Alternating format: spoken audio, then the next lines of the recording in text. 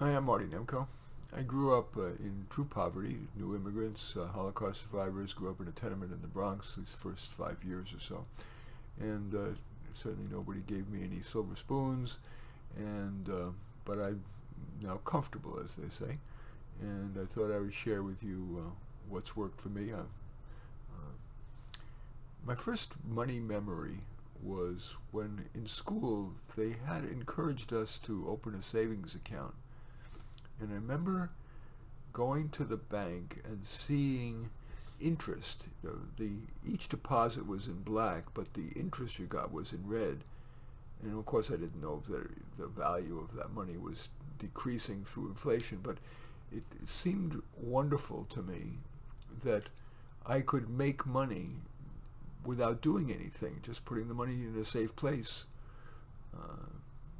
I didn't realize then what it is giving the money to the bank so that they could use it. But anyway, the idea of getting money just by putting it somewhere and saving it rather than spending it where it just goes away and you get some pleasure out of it. But, well, I ended up liking that. That was my first kind of just a visceral appreciation of saving. And then I noticed that that you started to get interest on the interest, and that created this thing called compounding, which I've later learned is this real miracle that enables you to make really a lot of money, because the interest and dividends and capital gains, if reinvested in mutual funds or whatever, you hear statistics like if you get the typical stock rate of return of say 8%, and you just put in say $1,000 over the course of a savings lifetime, say 30 years, it's worth hundreds of thousands of dollars when you've only put in 10,000. It's kind of a miracle. Anyway, my next money memory was also one that discouraged me from spending. I was a keyboard player as a teenager and made quite a bit of money, and the biggest purchase I ever made was a 1970 red Dodge Charger with a black vinyl top, and that cost me $4,000 in those days, which was a fortune.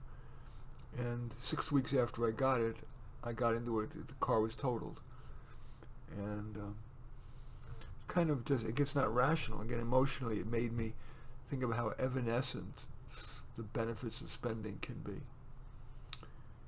Then, because I had made a lot of money as a pianist, as a teenager, keyboard player, in those days, I didn't know anything, and I just went to I heard of Merrill Lynch, and I went into the Merrill Lynch office, and long story short, they just churned my money, buy, sell, each time getting a commission, and I lost a lot of money.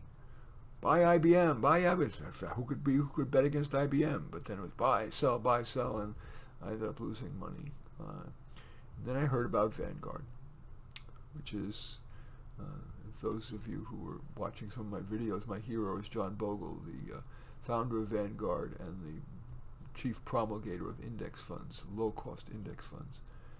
And I have pretty much since then what's called dollar cost averaging, which I won't go into great detail, but it's every Monday I have extra money for my checking account. I put my money into one of two mutual funds. One is Vanguard Growth Index Fund, and the other is VWO. It's a index fund of emerging markets, mainly China and Taiwan, but also India and some other emerging markets.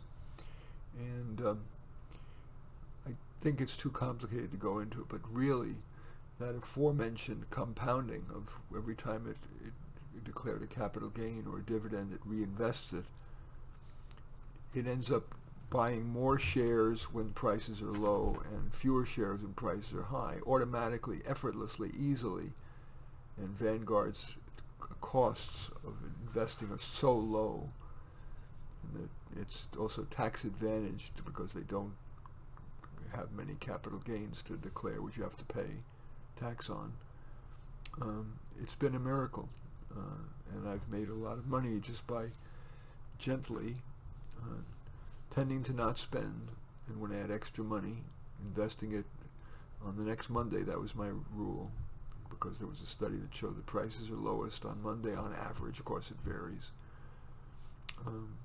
Speaking of spending, I've always not tried to spend my way to contentment, and when I buy stuff, I've learned, and I do think this is wise, I generally buy one of the lower end models of respected mainstream brands like Whirlpool, Samsung, Toyota, Lee Jeans, Kawai, my Kawai beautiful piano, wonderful piano, and Sony.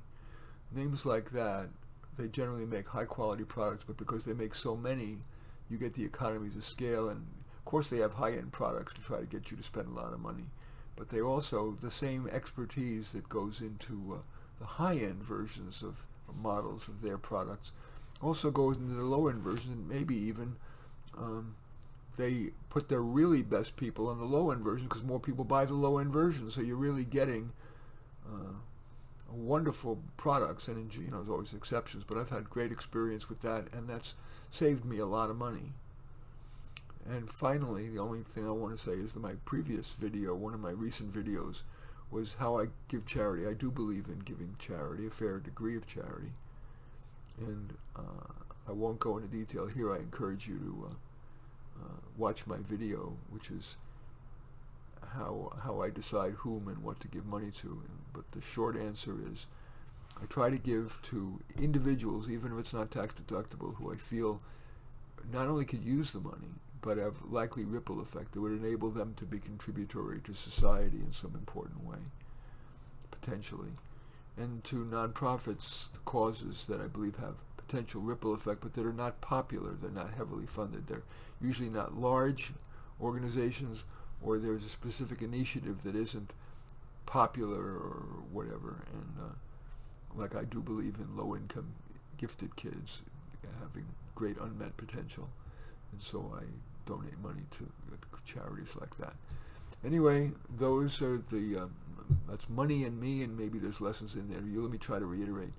So the benefits of saving feel great, and it gives you a sense of security, and thanks to the miracle of compounding, as long as you don't try to time the market and just put in an extra 100 or 500 or whatever whenever you have extra money in your checking account, it's amazing how much that can grow effortlessly, painlessly. And Vanguard, I have no vested interest in Vanguard other than I'm personally invested in it. Their fees are the lowest, or among the very, very lowest, and they're wonderful. The idea of buying, not trying to shop your way to contentment, but when you want to buy, default to the low end of respected mainstream brands. And give charity not necessarily to the least among us, but to individuals, even if not tax deductible, and to organizations where your dollars are likely to really add value and potentially have ripple effect. Anyway, those are my best thoughts on money. In any event, I do thank you for watching. I'm Marty Nemko. I welcome your thumbs up and accept your thumbs down. I always look forward to your comments, and especially like it if you hit the share button below. Share on your social media so that my efforts can have broader impact. And I am flattered if you choose to subscribe to my channel. In any event, I do thank you for watching. I am Marty Nemko.